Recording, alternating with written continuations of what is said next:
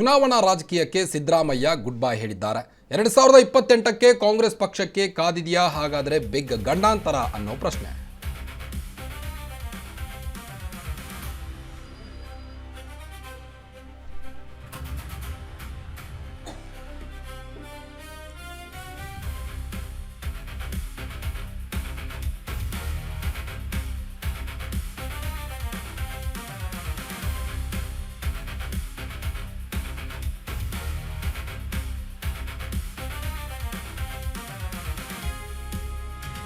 ಚುನಾವಣಾ ರಾಜಕೀಯಕ್ಕೆ ಮಾಜಿ ಸಿಎಂ ಸಿದ್ದರಾಮಯ್ಯನವರು ಗುಡ್ ಬೈ ಹೇಳಿದ್ದಾರೆ. 2028ಕ್ಕೆ ಕಾಂಗ್ರೆಸ್ ಪಕ್ಷಕ್ಕೆ ಕಾದಿದೆಯಾ ಬಿಗ್ ಗಂಡಾಂತರ? ಕಾಂಗ್ರೆಸ್ನ ಮತ ಬ್ಯಾಂಕ್ ಮೇಲೆ ಬೀಳುತ್ತಾ ಹಾಗಾದರೆ ಹೊಡೆತ ಸಿದ್ದರಾಮಯ್ಯನವರ ನಿವೃತ್ತಿಯಿಂದಾಗಿ? ಸಿದ್ದರಾಮಯ್ಯ ಈ ನಿರ್ಧಾರ ಕಾಂಗ್ರೆಸ್ಗೆ ಶಾಕ್ ಆಗುತ್ತಾ? ಪ್ರಚಾರದಲ್ಲೂ ಕೂಡ ಸಿದ್ದು ಭಾಗಿಯಾಗದಿದ್ರೆ ಕಾಂಗ್ರೆಸ್ ಕತೆ ಏನು ಹಾಗಾದ್ರೆ? ನಿಮ್ಮ ಅಶ್ವವೇಗ ನ್ಯೂಸ್ನಲ್ಲಿ ಸೂಪರ್ ಎಕ್ಸ್ಕ್ಲೂಸಿವ್ ನ್ಯೂಸ್. ಕಾಂಗ್ರೆಸ್ನ ಮತ ಬ್ಯಾಂಕ್ ಮೇಲೆ ಹೊಡೆತ ಬೀಳುತ್ತಾ ಸಿದ್ದರಾಮಯ್ಯನವರ ನಿವೃತ್ತಿಯಿಂದಾಗಿ ಚುನಾವಣಾ ರಾಜಕೀಯಕ್ಕೆ ಸಿದ್ದರಾಮಯ್ಯನವರು ಗುಡ್ ಬೈ ಹೇಳಿದ್ದಾರೆ. 2028ಕ್ಕೆ ಕಾಂಗ್ರೆಸ್ ಪಕ್ಷಕ್ಕೆ ಕಾದಿದೆಯಾ ಬಿಗ್ ಗಂಡಾಂತರ? ಅಹಿಂದ ನಾಯಕನ ಈ ಒಂದು ಸಡನ್ ನಿವೃತ್ತಿ ಕಾಂಗ್ರೆಸ್ನ ಮತ ಬ್ಯಾಂಕ್ ಮೇಲೆ ಬೀಳುತ್ತಾ ಹೊಡೆತ ಅನ್ನೋ ಪ್ರಶ್ನೆ ಎದ್ದಿದೆ. ಈಗ 2028ಕ್ಕೂ ಮುನ್ನ ಕಾಂಗ್ರೆಸ್ಗೆ ನಾಯಕತ್ವದ ಸವಾಲು ಎಸೆದ್ರ ಅಹಿಂದ ಟಗರು ಸಿದ್ದರಾಮಯ್ಯ ಇಲ್ಲದೆ ಕಾಂಗ್ರೆಸ್ ಪಕ್ಷ ಗೆಲ್ಲುತ್ತಾ ಹಾಗಾದ್ರೆ 2028ರ ವಿಧಾನಸಭಾ ಎಲೆಕ್ಷನ್ನಲ್ಲಿ? ಅಹಿಂದ ಮತಗಳನ್ನ ಹಿಡಿದಿಡಲು ಕಾಂಗ್ರೆಸ್ ತಂತ್ರ ಏನು ಹಾಗಾದ್ರೆ? ಸಿದ್ದರಾಮಯ್ಯ ಇಲ್ಲದ ಚುನಾವಣೆ ಕಾಂಗ್ರೆಸ್ಗೆ ಕಠಿಣ ಪರೀಕ್ಷೆ. ಈಗ ಮತ ಬ್ಯಾಂಕ್ ಉಳಿಸಿಕೊಳ್ಳಲು ಕಾಂಗ್ರೆಸ್ ಮಾಸ್ಟರ್ ಪ್ಲಾನ್ ಏನು ಮುಂದಿನದು? ಸಿದ್ದರಾಮಯ್ಯನವರ ಈ ನಿರ್ಧಾರ ರಾಜ್ಯ ರಾಜಕೀಯದ ದಿಕ್ಕನ್ನೇ ಬದಲಿಸುತ್ತಾ? ಸಿದ್ದು ನಿರ್ಧಾರದಿಂದ 2028ರ ಚುನಾವಣೆಯ ಮೇಲೆ ಈಗಲೇ ಪರಿಣಾಮ ಬೀರುತ್ತಾ? ಕಾಂಗ್ರೆಸ್ ಒಳಮನೆಯಲ್ಲಿ ಜೋರಾಗಿದೆ ಹೊಸ ಲೆಕ್ಕಾಚಾರ. ಈಗ ಸಿದ್ದರಾಮಯ್ಯ ನಂತರ ಅಹಿಂದ ನಾಯಕ ಯಾರಾಗ್ತಾರೆ? ಸಿದ್ದು ನಿವೃತ್ತಿ ಘೋಷಣೆ ಬೆನ್ನಲ್ಲೇ ಕೈಪಾಳ್ಯದಲ್ಲಿ ಬಿಗ್ ಸಂಚಲನ ಮೂಡಿದೆ. ನಿಮ್ಮ ಅಶ್ವವೇಗ ನ್ಯೂಸ್ನಲ್ಲಿ ಸೂಪರ್ ಎಕ್ಸ್ಕ್ಲೂಸಿವ್ ನ್ಯೂಸ್. ಕಾಂಗ್ರೆಸ್ನ ಮತ ಬ್ಯಾಂಕ್ ಮೇಲೆ ಬೀಳುತ್ತಾ ಹೊಡೆತ ಸಿದ್ದರಾಮಯ್ಯನವರ ನಿವೃತ್ತಿಯಿಂದಾಗಿ 2028ಕ್ಕೂ ಮುನ್ನ ಕಾಂಗ್ರೆಸ್ ನಾಯಕತ್ವಕ್ಕೆ ಸವಾಲೆಸೆದ್ರ ಸಿದ್ದರಾಮಯ್ಯನವರು. ಮತ ಬ್ಯಾಂಕ್ ಉಳಿಸಿಕೊಳ್ಳಲು ಕಾಂಗ್ರೆಸ್ ಮಾಸ್ಟರ್ ಪ್ಲಾನ್ ಏನು ಹಾಗಾದ್ರೆ? ಸಿದ್ದರಾಮಯ್ಯವರ ಈ ಒಂದು ನಿರ್ಧಾರ ರಾಜ್ಯ ರಾಜಕಾರಣದಲ್ಲಿ ಹಲ್ಚಲ್ ಎಬ್ಬಿಸಿದೆ. ಸಿದ್ದರಾಮಯ್ಯ ರಾಜ್ಯ ಕಾಂಗ್ರೆಸ್ ಪಾಲಿಗೆ ಪ್ರಭಾವಿ ನಾಯಕ ಯಾರು ಹಾಗಾದ್ರೆ? ಮಾಜಿ ಸಿಎಂಗೂ ಇದೇ ಶಾಸಕರ ದೊಡ್ಡ ಪ್ರಮಾಣದ ಬೆಂಬಲ. ಸಿದ್ದರಾಮಯ್ಯ ಅಹಿಂದ ವರ್ಗದ ದೊಡ್ಡ ನಾಯಕರಾಗಿ ಗುರುತಿಸಿಕೊಂಡವರು. ಅವರ ಒಂದು ಈ ಸಡನ್ ನಿವೃತ್ತಿಯಿಂದಾಗಿ ಕಾಂಗ್ರೆಸ್ಗೆ ಎಲ್ಲಾದರೂ ಒಂದು ಕಡೆ ಹೊಡೆತ ಬೀಳುತ್ತಾ? ಅವರನ್ನೇ ಒಪ್ಪಿ ಕಾಂಗ್ರೆಸ್ ಪಕ್ಷಕ್ಕೆ ಮತ ಹಾಕುವ ಜನ ಬಾಳಿದ್ರು. ಅಹಿಂದ ವರ್ಗದಲ್ಲಿ ಸಿದ್ದರಾಮಯ್ಯಗೆ ಅಪಾರ ಜನ ಬೆಂಬಲವಿತ್ತು. ಹೀಗಾಗಿ ಸಿದ್ದರಾಮಯ್ಯ ಅವರನ್ನ ಕಡೆಗಣಿಸಲು ಸಾಧ್ಯವಿಲ್ಲ ಅಂತ ಕಾಂಗ್ರೆಸ್ ಪಾಳ್ಯದಲ್ಲಿ ಮಾತುಗಳು ಕೇಳಿ ಬರ್ತಾ ಇದೆ. ಚುನಾವಣೆಗೆ ಸಿದ್ದರಾಮಯ್ಯ ನಾಯಕತ್ವ ಅತ್ಯಗತ್ಯವಾಗಿದೆ. ಹೈಕಮಾಂಡ್ ವರಿಷ್ಠರ ಜೊತೆಗೂ ಕೂಡ ಸಿದ್ದರಾಮಯ್ಯನವರ ಒಂದು ಸಂಬಂಧ ಉತ್ತಮವಾಗಿತ್ತು. ಪ್ರಚಾರದಲ್ಲಿ ಸಿದ್ದು ಇನ್ಮೇಲಿಂದ ಭಾಗಿಯಾಗಲ್ವಾ ಹಾಗಾದ್ರೆ? ನಿರ್ಣಾಯಕ ಮತ ಸೆಳೆಯಲು ಕಾಂಗ್ರೆಸ್ಗೆ ಸಿದ್ದು ಬೇಕೇ ಬೇಕು. ಚುನಾವಣಾ ರಾಜಕಾರಣದಿಂದ ಸಿದ್ದರಾಮಯ್ಯ ದೂರವಾದರೆ ಕಾಂಗ್ರೆಸ್ ಮತಪಟ್ಟಿಗೆ ಹೊಡೆತ ಬೀಳುತ್ತಾ? ಕಾಂಗ್ರೆಸ್ ಪಕ್ಷಕ್ಕೆ ಹಿನ್ನಡೆಯಾಗುತ್ತಾ? ನಿಮ್ಮ ಅಶ್ವವೇಗ ನ್ಯೂಸ್ನಲ್ಲಿ ಸೂಪರ್ ಎಕ್ಸ್ಕ್ಲೂಸಿವ್ ನ್ಯೂಸ್. ಚುನಾವಣಾ ರಾಜಕೀಯಕ್ಕೆ ಸಿದ್ದರಾಮಯ್ಯ ಗುಡ್ ಬೈ ಹೇಳಿದ್ದಾರೆ. ಇನ್ನು ಮತ್ತೆ 2028ಗೆ ನಾನು ಚುನಾವಣೆಯಲ್ಲಿ ಸ್ಪರ್ಧೆ ಮಾಡಲ್ಲ. ಇನ್ನು ಮತ್ತೆ 2028ಗೆ ನಾನು ಚುನಾವಣೆಯಲ್ಲಿ ಸ್ಪರ್ಧೆ ಮಾಡಲ್ಲ.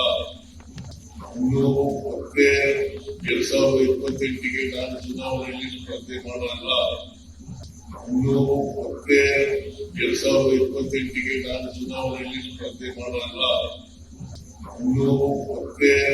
2028ಗೆ ನಾನು ಚುನಾವಣೆಯಲ್ಲಿ ಸ್ಪರ್ಧೆ ಮಾಡಲ್ಲ.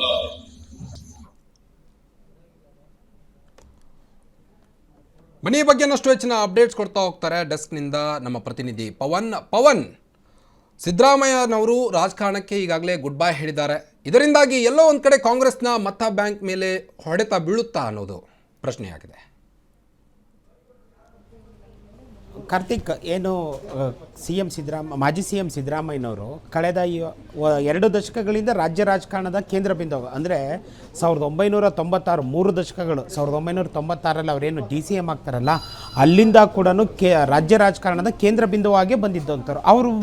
ಅವರ ಪರವಾಗಿ ಒಂದು ಕುರುಬ ಸಮುದಾಯ ಅಲ್ಲದೆ ಅಲ್ಪಸಂಖ್ಯಾತ ಸಮುದಾಯ ಮತ್ತು ಇನ್ನೂ ಒಂದು ಯಾವುದೋ ಅಹಿಂದ ವರ್ಗಗಳು ನಂಬಿಕೆಯಿಂದ ಇಟ್ಟು ಓಟ್ ಹಾಕ್ತಿದ್ರು. ಹೀಗಾಗಿ ಕಾಂಗ್ರೆಸ್ಗೆ ಏನು 2004 ನಂತರ SM ಕೃಷ್ಣ ಗೌರ್ಮೆಂಟ್ ಹೋದ ನಂತರ ನಾಯಕತ್ವ ಇಲ್ಲದೆ ಗೊಂದಲದಲ್ಲಿದ್ದಂಥ ಕಾಂಗ್ರೆಸ್ಗೆ ಒಂದು ನಾಯಕತ್ವ ಕೊಟ್ಟವರು ಮಾಜಿ ಸಿ ಎಂ ಸಿದ್ದರಾಮಯ್ಯನವರು.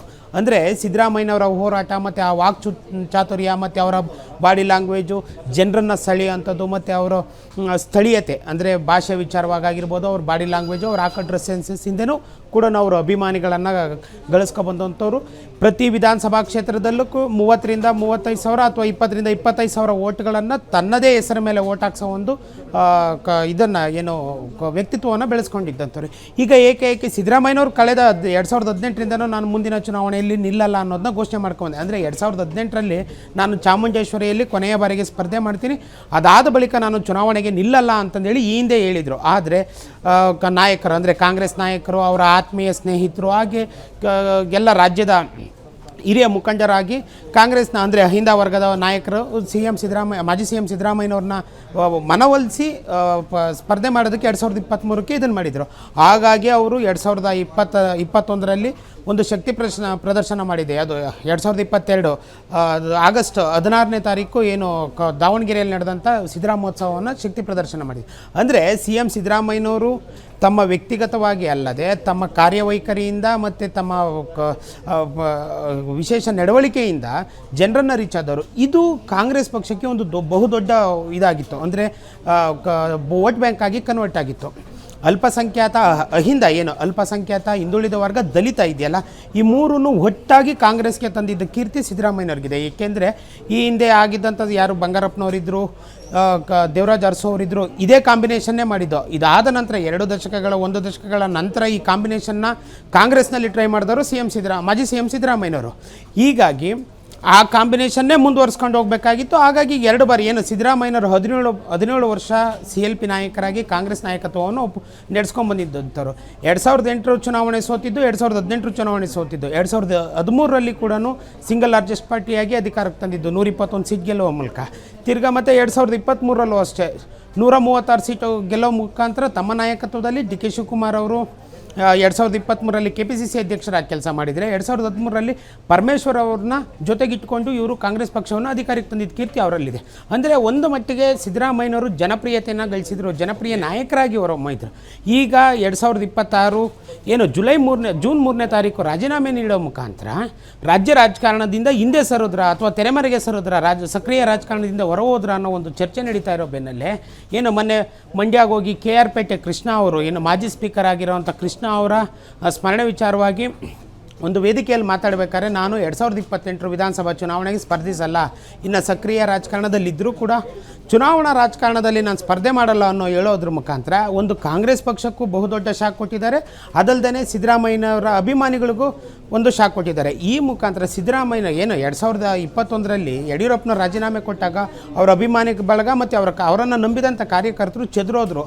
ಹಾಗಾಗಿ BJP ಹೀನಾಯ ಸ್ಥಿತಿಗೆ ಬರೋಂಥ ಸ್ಥಿತಿ ಬಂತು. ಈಗ ಸಿದ್ದರಾಮಯ್ಯನವರು ಕೂಡ ತಾನು ರಾಜಕಾರಣಕ್ಕೆ ನಿಂತ್ಕೊಳ್ಳಲ್ಲ, ಅಂದರೆ ಈಗ ಸಹಜವಾಗಿ ಚುನಾವಣಾ ರಾಜಕಾರಣದಿಂದ ಸಿದ್ದರಾಮಯ್ಯ ಹೊರ ಹೋದರೆ ಮತ್ತು ಅವರು ಯಾರ ನಾಯಕತ್ವವನ್ನು ನಂಬಿ ಓಟ್ ಹಾಕಬೇಕು ಅನ್ನೋದು ಅವರ ಅಭಿಮಾನಿಗಳು ಮತ್ತು ಅವರನ್ನು ನಂಬಿರ್ತಕ್ಕಂಥ ಕಾರ್ಯಕರ್ತರು, ಅಹಿಂದ ವರ್ಗ ಆಗಿರ್ಬೋದು ಅಥವಾ ಯಾವುದೇ ಜಾತಿ ಧರ್ಮದ ಬಡವರಾಗಿರ್ಬೋದು, ಇವರು ಈ ಕಾರಣಕ್ಕಾಗಿ ಸಿದ್ದರಾಮಯ್ಯನವರು ರಾಜ್ಯ ರಾಜಕಾರಣದಿಂದ ದೂರ ಹೋಗಬಾರ್ದು ಅನ್ನೋದು ಕೆಲವರು ಅಭಿಪ್ರಾಯ ವ್ಯಕ್ತಪಡಿಸ್ತಾ ಇದ್ದಾರೆ. ಇವತ್ತು ಸಂತೋಷ್ ಲಾಡ್ ಹೇಳಿದ್ದಾಗಿರ್ಬೋದು, ಬಾಲಕೃಷ್ಣ ಅವರು ಹೇಳಿದ್ದಾಗಿರ್ಬೋದು, ಎಲ್ಲರೂ ಪಕ್ಷಾತೀತವಾಗಿ ಸಹಜವಾಗಿ ಸಿದ್ದರಾಮಯ್ಯ ಒಬ್ಬ ಮಾಸ್ ಲೀಡರ್, ಒಬ್ಬ ಮಾಸ್ ಫಾಲೋವರ್ ಅನ್ನೋದನ್ನ ಎಲ್ಲರಿಗೂ ಚೆನ್ನಾಗಿ ಗೊತ್ತಿದೆ.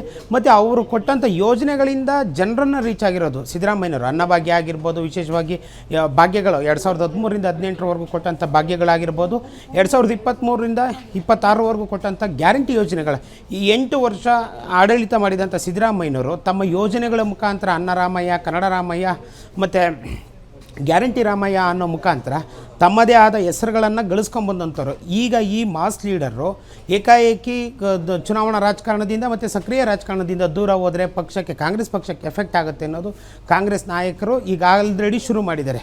ಬಹುಶಃ ಅದು ಮುಂದಿನ ದಿನಗಳ ಚೇಂಜ್ ಆದರೂ ಆಗ್ಬೋದು, ಅಥವಾ ಅವ್ರ ವಯಸ್ಸಿನ ಕಾರಣದಿಂದಾಗಿ, ಈಗೇನು ಯತೀಂದ್ರ ಅವರು ಹೇಳಿದಂಗೆ ವಯಸ್ಸಿನ ಕಾರಣವಾಗಿ ಅವರು ಚುನಾವಣೆಗೆ ಸ್ಪರ್ಧೆ ಮಾಡದೇನೂ ಇರ್ಬೋದು. ಈಗ ಈ ಕಾಂಗ್ರೆಸ್ ಪಕ್ಷಕ್ಕಂತೂ 2028 ಚುನಾವಣೆಗೆ ಒಂದು ಹಂತಕ್ಕೆ ಮಾರ್ಚ್ ಫೋರ್ಸ್ ಅಂದರೆ ಏನು ಒಬ್ಬ ಮಾಸ್ ಲೀಡರ್ ಇಲ್ಲದ, ಒಂದು ಫೇಸ್ ಇಲ್ಲದ ಒಂದು ಚುನಾವಣೆಗೆ ಎದುರಿಸಬೇಕಾದಂಥ ಕಾಲ ಸನ್ನಿಹಿತ ಅನ್ನೋದು ಹೇಳ್ಬೋದು. ಕಾರ್ತಿಕ್, ಓಕೆ, ಥ್ಯಾಂಕ್ ಯು ತಮ್ಮೆಲ್ಲ ಮಾಹಿತಿಗಾಗಿ ಪವನ್.